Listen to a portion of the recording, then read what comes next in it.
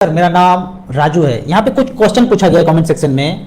कह रहे हैं कि 25 साल का ड्यूरेशन है, निपॉन स्मॉल कैप में 30,000, क्वांट में 30,000, कैनरा रेबोको में 30,000, स्मॉल कैप में मोतीलाल ओसवाल मिड कैप में 10,000 और 20,000 रुपये का पर मंथ का और इसमें जोड़ना चाहता हूँ, तो कैसा रहेगा पोर्टफोलियो। यहाँ पे 25 साल के लिए इन्वेस्टेड रहना चाहते हैं, तो यहाँ देखते हैं कि 1 लाख रुपए पर मंथ कह रहे हैं कि करेंगे, 80,000 कर ही रहे हैं, 20,000 रुपये और करना चाहते हैं। HDFC small cap, ICC small cap में जोड़ सकते हैं 10,000 रुपया, या HDFC flexi cap, ICC multi cap, काफी पुराना म्यूचुअल फंड है, इसमें आप फर्दर जोड़ सकते हैं। आपके पास ज्यादा रिस्क लेने का कैपेसिटी है, पहले से काफी पैसा है, अच्छा खासा इनकम हो रहा है, तो आप स्मॉल कैप में जोड़ सकते हैं। थोड़ा सा सेफ चलना चाहते हैं तो HDFC flexi cap, ICC multi cap को जोड़ सकते हैं। यहाँ पे इसको देखते हैं कि 1 लाख रुपए पर मंथ करते हैं तो आगे क्या हो सकता है। 1 लाख रुपए पर मंथ स्टार एसआईपी के वेबसाइट पे गए हैं, एसआईपी सेक्शन में 25 साल करेंगे और यदि 15% का रिटर्न कैलकुलेट करते हैं तो पैसा जमा 3 करोड़ रुपया होता है, 32 करोड़ 84 लाख रुपया बनता है 25 साल जो आपने ड्यूरेशन बताया है। पर यदि इतना रिटर्न ना मिले, अगर हम 12% के रेट से कैलकुलेट करें तो जमा 3 करोड़ होगा, पैसा बनेगा 18 करोड़ 97 लाख। और यही पैसा अगर सेफर जगह 7% के रेट से मिले तो ये पैसा 8 करोड़ 14 लाख बनता है। तो 12 से 13, 14, 15 के बीच आप कैलकुलेट कीजिए, म्यूचुअल फंड में जो फंड आपने सेलेक्ट किया है इजीली अचीव हो जाएगा। आगे क्वेश्चन बढ़ते हैं। क्वेश्चन नंबर 2 है, मैं जब ऊपर चला गया तो नॉमिनी को चला जाएगा या बैंक में आ जाएगा, क्या होगा। आप अगर मच फंड लेते हैं, आपके जाने के बाद वही मच फंड नॉमिनी के नाम पे आ जाएगा, वो ट्रांसफर हो जाएगा। सेम फंड जो मच फंड यहाँ पे है वो नॉमिनी के नाम पे ट्रांसफर हो गया। अब नॉमिनी का मर्जी है इसको कंटिन्यू करे क्या करे। क्वेश्चन इस तरह से है कि म्यूचुअल फंड में ट्रांसफर होगा हमारे जाने के बाद और हम चाहते हैं कि वो पैसा निकाल ना सके, जैसे है वैसे रह सके, वो कैश में ना निकाल पाए। इस तरह से उनका क्वेश्चन है कि म्यूचुअल फंड कंटिन्यू रहे। एक बार जब यहाँ पे ट्रांसफर हो गया, अब इनका मर्जी है कि वो कंटिन्यू करे या उस पैसे को निकाल ले। यहाँ पे होल सोल मालिक वही हो गए। तो ये यहाँ पे मैं एक चीज बताना चाहूंगा कि नॉमिनी जब आप बनाते हैं तो ज्वाइंट नॉमिनी मत बनाइए, दिक्कत होता है।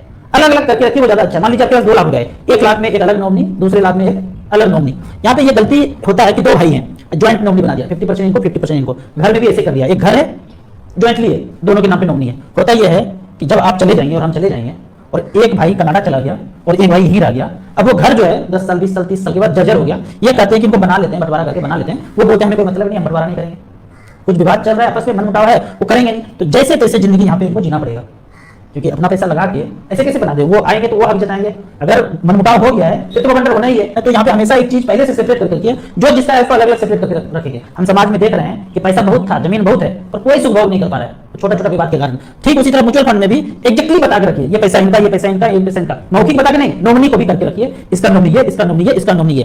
पहले से अलग अलग करके रहिए। अभी जो है आप ही ओनर है, म्यूचुअल फंड के ओनर अभी हम ही है। हमारे जाने के बाद नॉमिनी ये है, नॉमिनी ये है, नॉमिनी ये है, अलग अलग खोली में कौन कौन नॉमिनी है वो डिसाइड करके रखिए। अगला कमेंट्स है कि राजू भैया अगर 15 साल तक 15,000 पर मंथ करते रहे और 15 साल के बाद 1 करोड़ हो भी जाए तो 7% इन्फ्लेशन के चक्कर में 50 लाख वैल्यू रह जाएगा। वो गलत बोल रहे हैं, कैलकुलेट करके देखते हैं। यहाँ पे कह रहे हैं कि महंगाई ये है, 15,000 पर मंथ कर रहे हैं, 15 साल के बाद 1 करोड़ हो गया तो उसका वैल्यू क्या होगा। वो तो बोल रहे हैं 50 लाख, लेकिन यहाँ पे अगर देखा जाए आज का वैल्यू अगर 36 लाख है प्रेजेंट वैल्यू, 15 साल के बाद 7% का इन्फ्लेशन हो और 15,000 रुपये जमा करके 1 करोड़ रुपये जब पूरा हो गया, ये जो है उसका वैल्यू 36 लाख हो गया। आप कहेंगे कि कैसे जाने, ये जादू कैसे हुआ। कोई जादू नहीं है। स्टार एसआईपी डॉक्यूमेंट में जाएंगे, यहाँ पे गोल्ड कैलकुलेटर में गोल्ड के कैलकुलेटर को टच करेंगे। यहाँ पे आपने लिखा 36 लाख, पहले 30 लाख लिखेंगे, 35 लाख लिखेंगे, 40 लाख लिखेंगे, वो अमाउंट लिखेंगे जहां यहाँ पे 1 करोड़ लगभग फिट हो जाए। तो 36 लाख 15 साल के बाद 7% का इन्फ्लेशन और 15% का रिटर्न मिले, अगर मिले, ऊपर नीचे चेंज करके देखिए क्या होता है।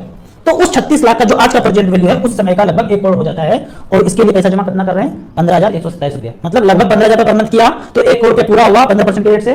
और यदि 7% का इन्फ्लेशन रहा तो इसका प्रेजेंट वैल्यू 36 लाख होता है। इसको चेंज करेंगे, मान लीजिए कि 5% का इन्फ्लेशन हुआ तो आज का जो प्रेजेंट वैल्यू 36 लाख है, उस समय का कितना होगा, 74 लाख रुपया। मतलब जो 36 लाख में आज घर खरीद रहे हैं, अगर 5% का इन्फ्लेशन रहा तो उस समय 74 लाख का घर मिलेगा। यदि 7% का इन्फ्लेशन रहा तो जो घर 36 लाख में आज खरीद रहे हैं उस समय 99 लाख का खरीदेंगे। तो इस तरह से करके इन्फ्लेशन काउंट करेंगे। आप कहेंगे कि वैल्यू इतना कम हो जाता है। मैं कहता हूं कि कहीं भी करेंगे, ये तो 15% के रेट से कैलकुलेट किया था, अगर 8% के रेट से बैंक पोस्ट ऑफिस में रहेगा तो कितना वैल्यू होगा। जाहिर सा बात है कि वो कम होगा, जो 15% के रेट से मिल रहा था 8% के रेट से कम होगा। लेकिन 8% के रेट से अगर इन्वेस्ट करते रहे तो 28,000 का पर मंथ जमा करना पड़ेगा। जो चीज 15,000 से अचीव हो रहा था उसके लिए अगर 8% पे रहे तो 28,000 पर मंथ देना पड़ेगा। तो इस तरह से खुद से कैलकुलेट करना है। अगले क्वेश्चन पे जाते हैं कि लॉन्ग टर्म के लिए सेक्टर फंड अच्छा रहेगा क्या, 12 साल के लिए टाइम है।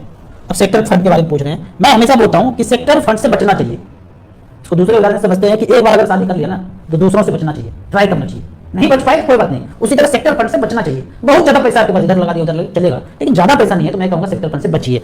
अब आपको बोलूंगा, आप पूछेंगे क्यों बचे, उसके लिए लॉजिक है। यहाँ पे मैं आपको निपॉन इंडिया स्मॉल कैप का एक पोर्टफोलियो दिखाता हूँ। 172 स्टॉक है इसमें, निपॉन इंडिया स्मॉल कैप में। अभी इस 172 स्टॉक में जो सेक्टर आप बात कर रहे हैं, क्या उस सेक्टर का स्टॉक फंड मैनेजर ने नहीं खरीदा होगा? ये तो हो गया निपॉन इंडिया का, और ये है एसबीआई स्मॉल कैप का। आप कहते हैं कि ये सेक्टर अच्छा लग रहा है, आपको अच्छा लग रहा है, रिटर्न अच्छा लग रहा है, और उसमें कुछ स्टॉक होगा, और फंड मैनेजर को अगर लग रहा है कि वो स्टॉक अच्छा करेगा, तो क्या वो स्मॉल कैप में खरीद के नहीं रखेंगे? ऐसा हो ही नहीं सकता है कि फंड मैनेजर को लगे कि ये फंड खूब अच्छा करेगा, ये स्टॉक खूब अच्छा करेगा, तो उसमें वो पोर्टफोलियो में ना रखे। तो ये काम झाम छोड़ना है सेक्टर फंड वगैरह। अगर टेक्नोलॉजी फंड अच्छा लग रहा है तो फंड मैनेजर स्मॉल कैप में टेक्नोलॉजी फंड लेके रखेंगे। स्मॉल कैप का तो मतलब ही हो गया ना एकदम डाइवर्सिफाइड, जहां लगाना है लगाएंगे, टेक्नोलॉजी हो, इंफ्रा हो, ऑटो हो, पावर हो, कुछ भी हो, यहाँ पे तो कोई बंधन ही नहीं है। हमने बोला स्मॉल कैप, जो छोटा छोटा कंपनी होगा सब खरीदेंगे, तो सेक्टर से कोई मतलब नहीं है, यहाँ जो मर्जी है वो खरीदते रहेंगे। तो इस तरह से करके आपको सेक्टर से बचना है। सेक्टर का एक टाइम होता है, एक टाइम में चला फिर कभी नहीं चलेगा, फिर चला कभी नहीं चलेगा, तो उससे अच्छा है कि फुल डाइवर्सिफाइड म्यूचुअल फंड जो है वो स्मॉल कैप उसमें लगाते रहिए। अब यहाँ पे एक खतरनाक वाला क्वेश्चन आ गया है। वो क्वेश्चन है कि पहले इच्छाओं को मारकर जल्दी वित्तीय स्वतंत्रता हासिल करने का घमंड है और होना भी चाहिए। ये घमंड शब्द दे दिया। कोई भी व्यक्ति ना जो पढ़ाई करते हैं, कुछ बनना चाहते हैं, 4 साल 5 साल मेहनत करके कुछ पाते हैं, तो पाने के बाद उसको घमंड आ जाएगा। अगर तो आ गया तो गया काम से, लेकिन उसको घमंड नहीं बोलेंगे। अगर कोई घमंड दिखाता है तो फिर तो उसका कोई कहना नहीं है। यहाँ पे उनके कमेंट्स का जवाब है कि अगर फाइनेंशियल फ्रीडम पाने के बाद या पैसा आने के बाद किसी को घमंड हो जाए तो उस पैसे का कोई यूज नहीं है। अगर तो पैसा आने के बाद घमंड आ गया ना तो सारा नेगेटिव एनर्जी जो है ना उसके अंदर समा जाएगा। यहाँ पे मैं आपको एक कहानी सुनाता हूँ। बुद्ध जी, महात्मा बुद्ध जी जहां भी जाते थे एक जंगल में बसेरा करते थे, उसको जैतवन बोलते हैं। उनका एक शिष्य था आनंद। वो आनंद अपने गांव के निकट ही बसेरा करने जा रहे थे। 10,000 भिक्षु के साथ उस गांव में वो बसेरा करने जा रहे थे। तो जो भी जंगल में जाते थे उसको जैतवन बोलते थे। सभी लोग गांव के मिलने आए। आनंद की बहन को भी मिलने आना था, पर वो आई नहीं। जब आई नहीं तो संदेश भेजा गया। संदेश भेजने के बाद बहन आई, पहले आने रही थी क्योंकि उनकी बहन को पूरे शरीर पे फफोला हो गया था, एक स्किन डिजीज हो गया था। जब बुलाने के बाद आई तो कपड़े ढक के आई। तो आनंद उनके भाई ने कहा कि पागल हो गई क्या, एक तो तुम आई नहीं और जब आई हो तो कपड़े ढक के आई हो। फिर बहन ने कहा कि मुझे पूरे शरीर में फफोला हो गया है, ये डिजीज काफी समय से है, मैं अपना चेहरा आपको दिखाना नहीं चाहती थी इसलिए मैं नहीं आ रही थी। तो आनंद उनके भाई ने बोला छोड़ो इन बातों को, तुम्हें बहुत काम करना है। 10,000 भिक्षु आए हैं, बारिश का समय है, छप्पर छोनी ये सब सेट बनाना है, तुमको उस काम में लगना है, जाओ और ये काम करो। 1000 भिक्षुओं को रहने के लिए उनको काम करना था। उनका नाम रुक्मणी था बहन का। तो पहली बार भाई ने कुछ कहा, उन्होंने कहा भाई जी बन जाएगा। 10 साल 12 साल के बाद भाई मिलने आए हैं और उनको कुछ काम दिया तो काफी स्वाभिमानी थी वो। उन्होंने सारे अपने कंगन सोने को बेच दिया और इतना रंग गई काम करने में, 2 महीने तक लगातार काम करते रही, इतना काम में रंग गई कि उस बीमारी को भूल ही गई और 90% वो ठीक हो गई। जब ये सारा काम हो गया, सारे भिक्षु को रहने का व्यवस्था हो गया, तो बुद्ध जी ने रुक्मणी को एक दिन बुलाया और उनसे कहा, पूछा कि तुम्हें पता है कि ये रोग जो तुम्हें हुआ था वो क्यों हुआ था? तो रुक्मणी ने कहा नहीं भंते, मुझे नहीं पता है। तो बुद्ध जी ने कहा तुम काफी रूपवती थी, सुंदर थी और बात बात पे क्रोध करती थी, गुस्सा करती थी। तुम्हारे सामने कोई भी तुमसे कम सुंदरता आ जाए तो उसका तिरस्कार करती थी।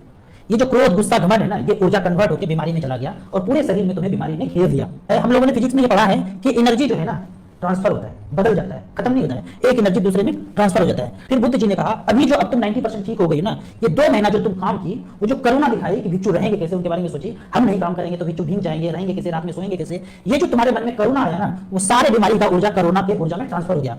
अभी तुम्हारे पास 10% फिर भी बीमारी बचा हुआ है। वो बीमारी इसलिए बचा हुआ है कि तुम्हारे भाई ने ये बताया कि भिक्षुओं के लिए काम करो। वो करुणा तुम्हारे भाई की तरफ से आया, लेकिन तुम्हारे सेल्फ से आता, बिना भाई के बताए सेल्फ तुम्हारे अंदर से आता कि हमें भिक्षुओं के लिए काम करना है, तो तुम 100% ठीक हो जाती। और कहते हैं कि वार्तालाप करते करते वो पूरी तरह से ठीक हो गई। अब यहाँ पे पैसे की बात करते हैं। पैसा आने के बाद अगर इस तरह का बीमारी आ जाए ना, घमंड का, क्रोध का, गुस्सा का, तो इससे बड़ा मूर्खता कुछ नहीं होगा।